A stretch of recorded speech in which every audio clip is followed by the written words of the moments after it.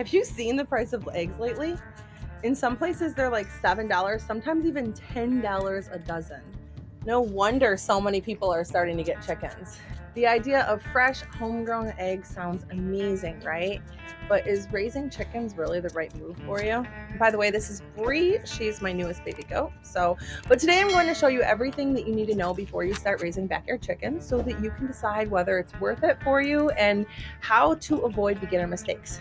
So, I've raised my own backyard chickens and ducks for both meat and eggs. And I'm not going to pretend that I'm an expert, but I have learned a lot along the way. From choosing the right breeds to keeping them healthy and productive. Let's start with choosing the right breed. So egg-laying breeds, you've got Rhode Island Reds, Leghorns, Australorps.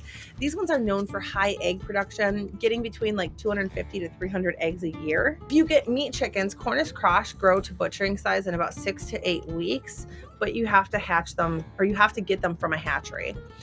Dual purpose breeds, you might have Plymouth Rocks, Orpingtons, Sussex. They're good for both eggs and meat. And if you get something that's a Bantam, that's just a smaller chicken that requires less space, and they also lay smaller eggs. So when you're buying chicks, look for the bins that are labeled pullets if you want to increase your chance of getting hens, but be aware that sexing is not 100% accurate. Okay, how many chicks do you need? So check your local ordinances. Some towns have limits to prohibit roosters. You might not be allowed to have any, and you might have a limit on the eggs that you can have. But each hen will lay 4 to 6 eggs per week. So think about your family's consumption. And while having extra eggs is great, selling them typically, if you're lucky, is going to cover just the feed and you're not going to make a lot of extra money from it. Let's talk about your coop. So your space requirements. You need 2 to 4 square feet per bird inside their coop and 10 square feet outside in their run. Nesting boxes, you need to have 1 nest box for every 3 to 4 hens. They might all lay in the same one, but it's fine. And then you'll need some roosts for them to sleep on. Hardware cloth instead of chicken wire, and put the hardware cloth 12 inches deep around. So this is going to help keep predators out. And you will want some secure latches. So I heard somebody say one time that if a 5-year-old can open it without any problems, so can a raccoon. So keep that in mind when you're doing it. Oh, you want cuddles, huh? Ventilation and cleanliness. So you want to keep your coop well ventilated and clean so that you can prevent respiratory issues and disease in your chickens. You'll have things a little bit different in the winter versus the summer. So in the summer, you want to make sure that you provide them enough shade and water. Make sure that they have dry bedding all the time, whether it's summer or winter. Protect them from the wind in the winter. She's getting ready to sleep. So layer feed for hens, chick starter for young birds, and scratch grains as treats. Make sure if you're getting ducks too that you're not getting medicated. If they're all eating the same stuff, ducks cannot have medicated feed. They will overdose on it. Scraps, you can give them scraps, just don't give them anything like avocado, chocolate, onions, raw beans, moldy food. Those are some of the things they can't have. And make sure they have fresh water every day.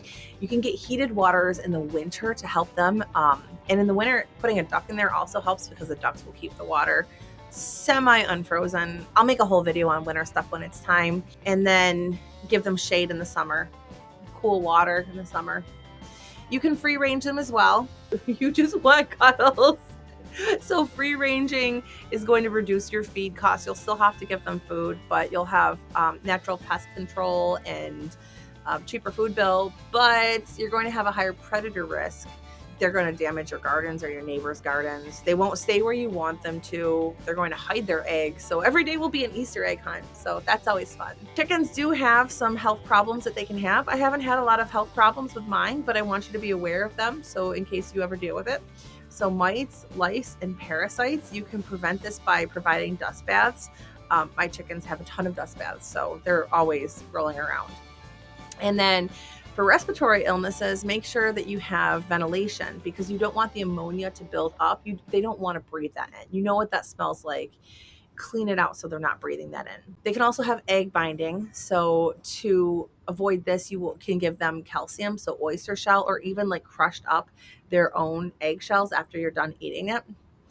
And then bumblefoot, You can prevent bumblefoot by using soft bedding and smooth perches. Hens will stop laying when their energy is going to regrowing new feathers, so you can provide them extra protein. This is normal, it's just called molting. And then coccidiosis is something that they can get too. So keep your bedding dry. Use medicated chick feed if necessary. This will give them like a vaccination, basically, antibiotics to coccidiosis. But again, not for ducks. Don't let the ducks have that. When are hens going to start laying? Every breed is a little bit different, but generally like 5 to 6 months old.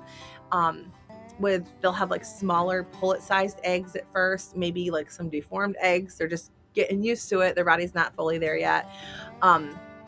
Why do they stop laying? So it could be molting, short daylight hours, stress. To encourage egg production, provide calcium, high protein food. You can give them artificial lighting in the wintertime.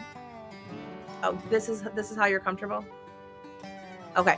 How many eggs do you think that your family eats a week? And do you think that you want to get chickens just for your household, or you think you want some extras to like share with your neighbors, or maybe have like a roadside stand? Let me know in the comments. Rockabye, baby. There are some legal considerations and neighborhood rules that you probably have to be aware of. We all have them, right? So make sure you check your local laws. Some areas don't allow you to have chickens. Some areas limit chicken, like you can have X amount of chickens, or they might even ban roosters. And if you have an HOA, some neighborhoods, some HOAs don't allow backyard chickens at all. So definitely make sure you check before you get them. Be considerate of your neighbors too. So keep your coops clean, control the noise to avoid complaints, and keep them fenced in. I can't tell you how many times I've seen problems with like a neighbor's dog, like in the Facebook groups, right? A neighbor's dog got the chickens, or the chickens came onto a neighbor's property. And then think about the daily and long-term commitment. So you will have daily responsibilities. You're going to have to feed and water your chickens every day. You're going to have to you'll have to fix fences. You'll have to thaw out water in the wintertime. You'll collect eggs. You'll have to check their health. You'll have to treat them if they have some health treatments. You'll have to protect them from predators. You will have to protect them from extreme temperatures. So winterize their coop, prevent the water from freezing, or thaw out the water multiple times, whichever you want to do. I probably spend maybe like 5 minutes a day. Go out there, give them water, give them food. They have an automatic coop door, so I don't spend a lot of time except for on the days where I clean out their coops. And you'll also have to plan for what you're going to do when the chickens stop laying. So when they get older, they're not going to lay forever. So you have to decide, are you going to keep them? Are you going to cull them? Are you going to rehome older hens? If you're already raising chickens, let us know in the comments here, what do you think is the most challenging part of raising chickens? Let us know in the comments, and you can potentially help out somebody else. What if I told you there's a bird that lays delicious eggs, has meat that tastes like steak, barely makes any noise, and can even reduce your mosquito problem? So if that sounded good to you, you might be interested in Muscovy ducks. In the next video, I am diving into everything about raising Muscovy ducks, everything you need to know about them, their care, about the breed, why they're completely different from other birds like geese and chickens, but also some of the ways that they're similar, some of the ways that they're the same. So if you want to learn more about them and find out if they're the right breed for you, make sure you click this video, and I will see you over there.